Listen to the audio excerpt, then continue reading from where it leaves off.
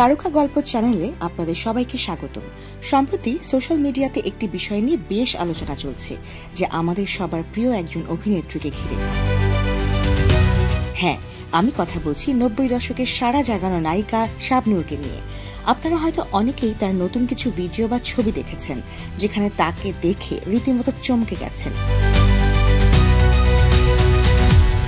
দীর্ঘদিন ধরেই শাবনূরকে নিয়ে ভক্তদের মনে নানা প্রশ্ন ছিল। তিনি কি আর অভিনয়ে ফিরবেন? তার শারীরিক অবস্থা কেমন? কিন্তু সম্প্রতি যে ভিডিওগুলো ভাইরাল হয়েছে, সেখানে শাবনূরকে দেখা যাচ্ছে সম্পূর্ণ নতুন রূপে। তিনি অনেক স্লিম হয়েছেন, চেহারায় ফিরে এসেছে সেই পুরনো লাবণ্য। তাকে দেখে মনে হচ্ছে যেন সময়ের চাকা উল্টো দিকে ঘুরে গেছে। এই নতুন লুক দেখার পর থেকেই সোশ্যাল মিডিয়াতে শুরু হয়েছে জোর জল্পনা। অনেকেই বলছেন শাবনূর হয়তো আবারও বড় পর্দায় ফিরতে চলেছেন এবং দেশের মেগাস্টার শাকিব খানের সিনেমাতেই হয়তো দেখা যাবে কোনো চরিত্রে। তার ভক্তরা অধীর আগ্রহে অপেক্ষা করছে এই কিংবদন্তি অভিনেত্রীর প্রত্যাবর্তনের জন্য। তার এই পরিবর্তন কি শুধুই ব্যক্তিগত, নাকি এর পেছনে রয়েছে কোনো পেশাদারী উদ্দেশ্য? এই প্রশ্ন এখন সবার মনে।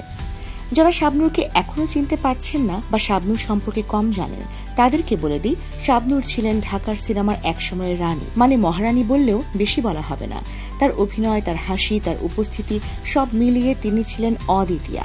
অসংখ্য ব্যবসা সফল সিনেমা উপহার দিয়েছেন তিনি।